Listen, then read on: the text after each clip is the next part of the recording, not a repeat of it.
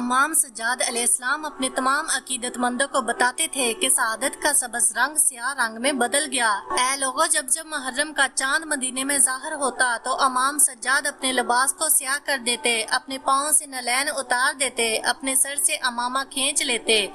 اور رو کے کہتے کہ اے میرے نانا کی امت، اس مہینے نے ہمیں بہت رلایا ہے، میرے بابا کو مجھ سے چھینا ہے، میرے بھائیوں کو بھوکا پیاسا قتل کیا ہے، میری بہنوں کو بے چادر کر کے اس مہینے میں بازاروں میں پھرایا گیا ہے۔